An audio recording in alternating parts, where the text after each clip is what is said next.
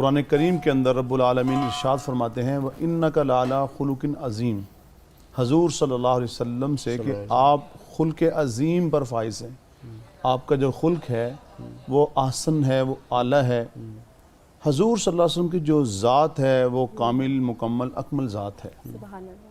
واضح فرما دیا گیا وَمَا آتَاكُمُ الرَّسُولُ فَخُذُوهُ وَمَا نَهَاكُمْ عَنْهُ فَانْتَهُوا۔ آج لوگ بات کرتے ہیں جی دین کے اوپر کیسے چلا جائے، بڑا مشکل ہے، تو میں کہتا ہوں یہ بڑا آسان ہے۔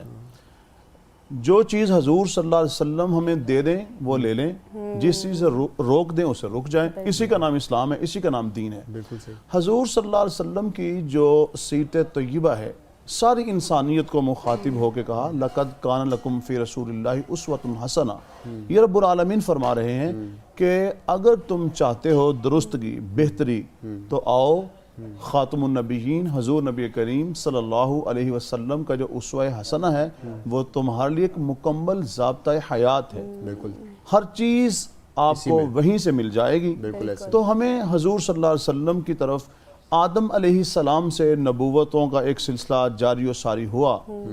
شرع لکم من الدین ما وصى به نوحا والذی اوحینا الیک وما وصینا به ابراہیم وموسیٰ وعیسیٰ۔ یہ سارے جتنے بھی اللہ تعالیٰ کے برگزیدہ پیغمبر تھے جن سے نبوتیں چلتی ہوتی ہوئی آئیں اور خاتم النبیین حضور صلی اللہ علیہ وسلم پر آ کے تکمیل ہو گئی۔ آپ صلی اللہ علیہ وسلم نے فرمایا انا قائد المرسلین، میں مرسلین کا قائد ہوں، انا خاتم النبیین، میں خاتم النبیین ہوں۔ تو حضور صلی اللہ علیہ وسلم کی آمد کے بعد اگر کوئی دنیا و آخرت کی فلاح چاہتا ہے، دنیا آخرت کی بہتری چاہتا ہے، تو حضور صلی اللہ علیہ وسلم کی سیرت جو ہے، آپ کا جو اسوہ حسنہ ہے، وہی ہمیں فوز و فلاح کے راستے کے اوپر گامزن کر سکتا ہے۔ بالکل صحیح۔ علامہ صاحب یہاں پہ جیسے رمضان کا مہینہ ہے اور ہمیں اس بات کا علم ہے کہ نبی اکرم صلی اللہ علیہ وآلہ وسلم خاص استقبال کیا کرتے تھے، جیسے ہی رمضان کا چاند نظر آتا تھا تو اس کو دیکھ کے خاص دعا کیا کرتے تھے، اس کے بارے میں بتائیں۔ بہت ساری روایات ہیں، حضرت عبادہ ابن سامت کی ہے، ایسے ہی حضرت سلمان فارسی کی روایت ہے، اور بھی بہت سارے صحابہ رضوان اللہ علیہم اجمعین کی روایات ہیں۔ جی۔ حضور صلی اللہ علیہ وسلم فرمایا کرتے ایک ایسا مہینہ سایہ فگن ہو رہا ہے کہ جس کے اندر ایک رات شب قدر ہے، یہ صبر کا مہینہ ہے، اور یہ شب قدر 1000 مہینوں سے افضل ہے۔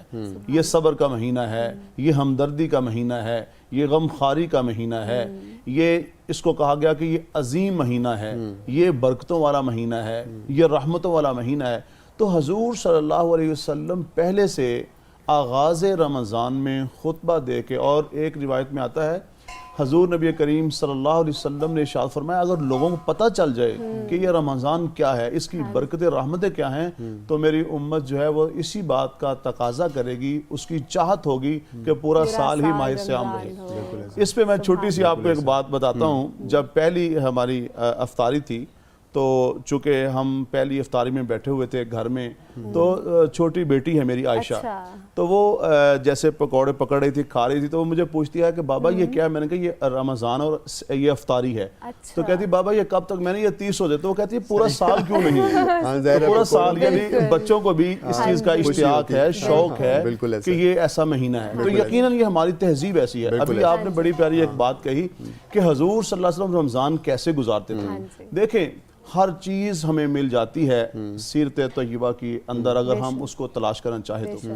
حضور صلی اللہ علیہ وسلم اس مہینے میں تسبیح و تحلیل کرتے، تلاوت قرآن کرتے، ذکر اذکار کرتے، راتوں کو سجدے میں جا جا کر اللہ کی بندگی اور عبادت کرتے۔